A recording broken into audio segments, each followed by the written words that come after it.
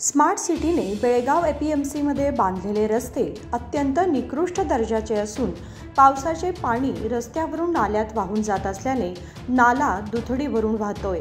त्यामुळे हाहाकार माजलाय। यामुळे जनतेतून नाराजी व्यक्त करण्यात येत आहे। कोटी रुपये खर्च करून अशास्त्रीय पद्धतीने स्मार्ट सिटीचा रस्ता तयार करण्यात आलाय। पावसाळा सुरू झाला आणि पावसाचे पाणी सुरळीत वाहून जाण्याऐवजी नाल्यांमध्ये साचत राहिल्याने कचऱ्याचे ढीग जमा झालेत। महानगरपालिकेने साफ सफाई करायला हवी होती, पण या समस्यांकडे महानगरपालिकेने सोयीस्कर डोळेझाक केल्याने नागरिकातून नाराजी व्यक्त करण्यात येत आहे।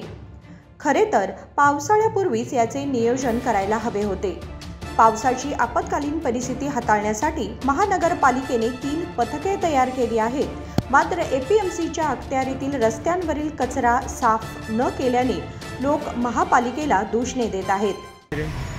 एपीएमसी ಈಗ ಕಚರಾದೊಂದು ಸಮಸ್ಯೆ ಭಾಳ ಆಗೈತಿ। ಆಮೇಲೆ ಈಗ ಮಳೆ ಬರಾಕತ್ತಂದ್ರೆ ನೀರೆಲ್ಲ ಕೂಡಿ ಕೆಸಿನಲ್ಲಿ ಗಟ್ರ ತುಂಬಿ ಹರಿತೈತೆ ಅಲ್ಲಿ ರೋಡ್ ಮ್ಯಾಗ। ಮತ್ತು ಗುಂಗಾಡ ನೊರದ ಅವೆಲ್ಲ ಸಣ್ಣ ಹುಡುಗರು ಸಾಲಿಗೂ ಅದಾವಲ್ಲಿ ಅದು ಬದುಕ ಸಾಲಿಗೂ ತ್ರಾಸ ಆಗ್ತೈತಿ ಹುಡುಗರಿಗೆ। ಅದನ್ನು ನಾವು ಸ್ವಲ್ಪ ನಮ್ಗೆ ಕ್ಲಿಯರ್ ಮಾಡಿಸ್ಕೊಟ್ರೆ ಅಂದ್ರೆ ಸಾರ್ವಜನಿಕರಿಗೆ ಎಲ್ಲರೂ ಚಲೋ ಆಗ್ತೈತೆ ಅಂತೇಳಿ ನಾವು ಹೇಳಕ್ಕೆ ಇಷ್ಟಪಡ್ತೀವಿ। ನೀವೇನು ಹೇಳ್ಬೇಕಂತೀರಿ ಈಗ ಮ್ಯಾಲಿಯವರಿಗೆ? ಈಗ ಅಧಿಕಾರಿಗಳು ಸಂಬಂಧಪಟ್ಟ ಅಧಿಕಾರಿಗಳು ಅದನ್ನು ಸ್ವಚ್ಛ ಮಾಡಿಸ್ಬೇಕು।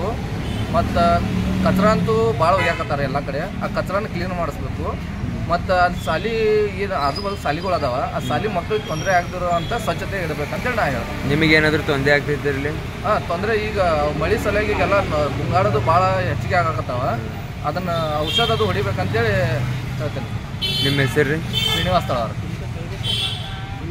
संकल्प शिंदे, कन्नडम्मा न्यूज नेटवर्क, बेळगाव।